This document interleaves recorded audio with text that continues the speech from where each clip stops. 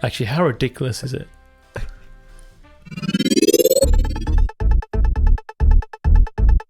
Welcome to another episode of Neon Radio. I am Reece. And I'm Dan. And this week we're doing Die Hard 3, Die Hard with a Vengeance. John McClane and a roped-in shop owner from Harlem named Zeus are targeted by a German terrorist named Simon, who plans to rob the Federal Reserve building and leads the duo on a goose chase around New York City. Not bad. Big SJ. SJ, Samuel L. Jackson. You've got the L in there, but that's okay. I'll let it slide. That's all right, yeah. Big SLJ. He made this movie. I'm going to say it. Yeah, the chemistry between these two are actually fantastic. I was going to say phenomenal. Phenomenal. Yeah. Exquisite. Yeah, man. Kind of like our new mic stands.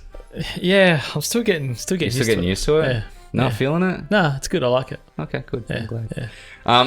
So I've got this robot arm here. Oh my God. The chemistry between these two are fantastic in the film. I mean, this was supposed to be, or was wanting to be a film, the third Lethal Weapon movie. Joel Silver wanted to buy it, but couldn't get the rights for it.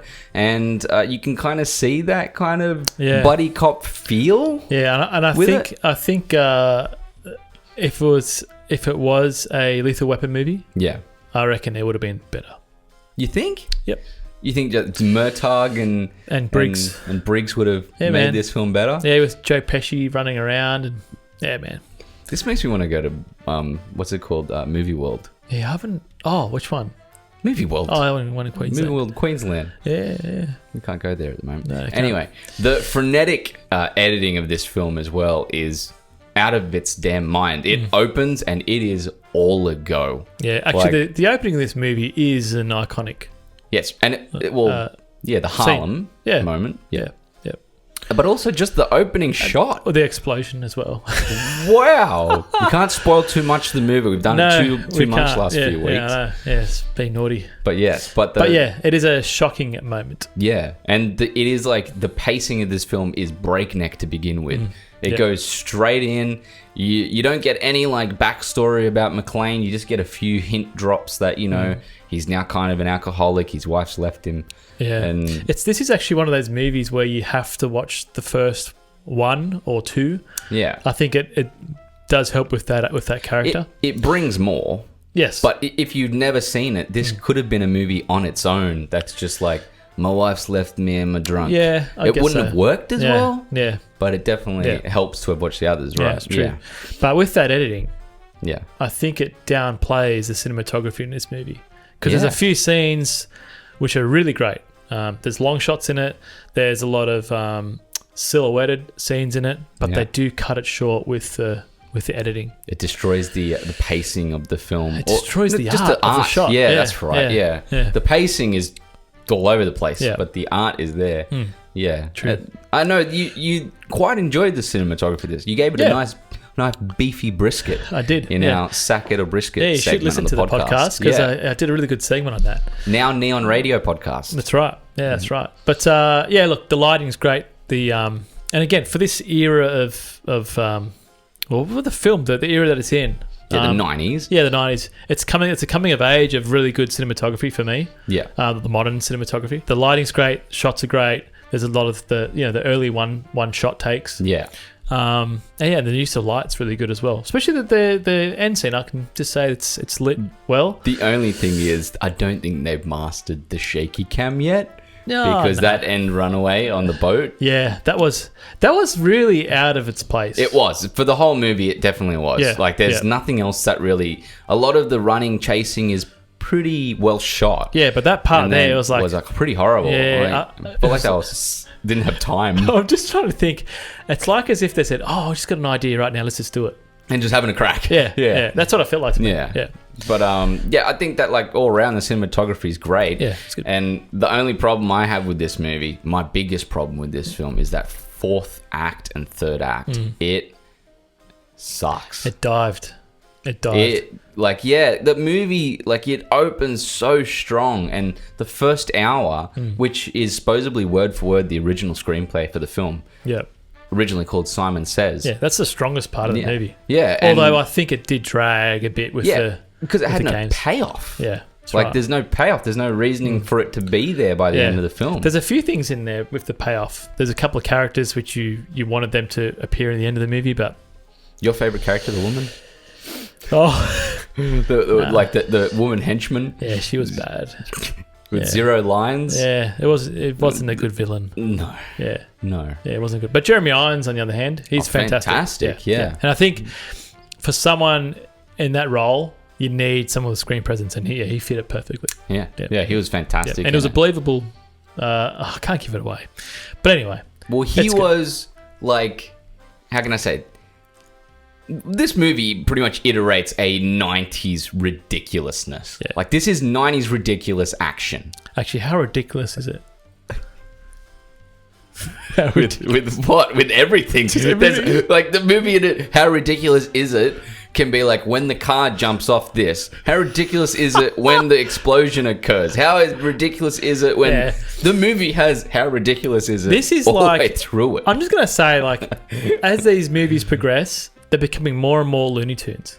But thankfully not at the rate that the Fast and the Furious did, because... Yeah, that's in another league, in another realm. They became superheroes. They were stealing DVD players, and then all of a sudden they're superheroes. I don't get that. Yeah, it doesn't make any sense. But yeah, this film does go places where you're like, okay. Yeah, it's like, come on, man. Yeah. This, anytime something happens that was just crazy, I'm just laughing. Yeah, pretty much. Yeah. It hits that. Yeah. But it's backed up. It's backed up by the director.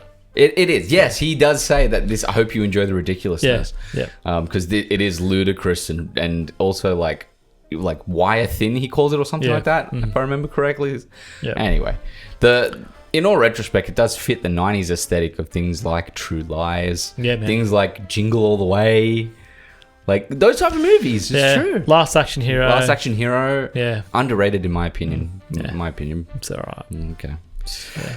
Anyway, for your final thoughts on Die Hard with a Vengeance. Final thoughts on this film. I can say it is a fun movie. Look, seeing Bruce Willis and Samuel L. Jackson together on screen is really good. Yeah. And it's a shame that they didn't continue this. Yeah.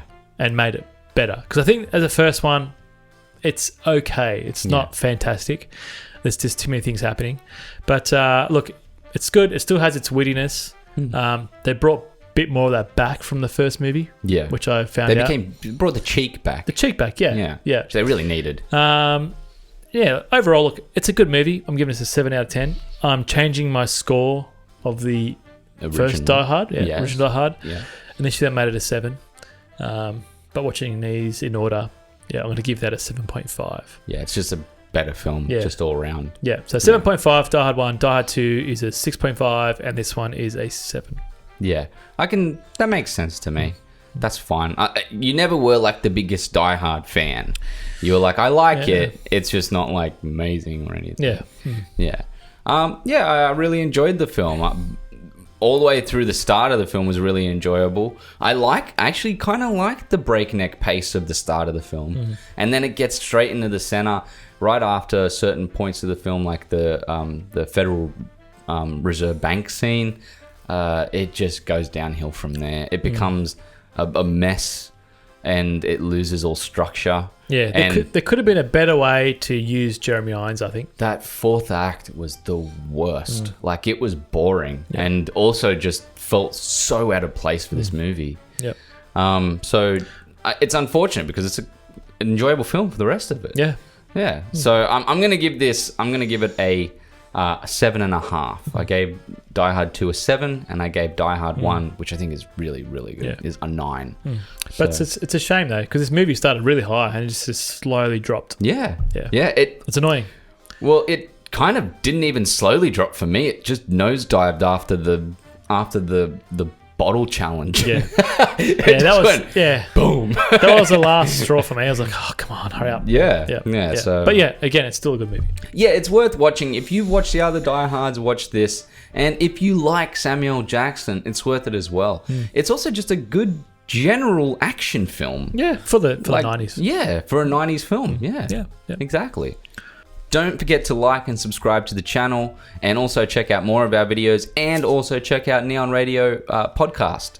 and listen to all the uncensored long reviews there. We got our first video review of this. Yes. Coming out this week with it. So as this goes up, you'll also see the video review for Neon Radio Podcast for this. Yeah, awesome. Yeah. And don't forget to follow us under Neon Radio Reviews on Facebook and Instagram to keep up to date.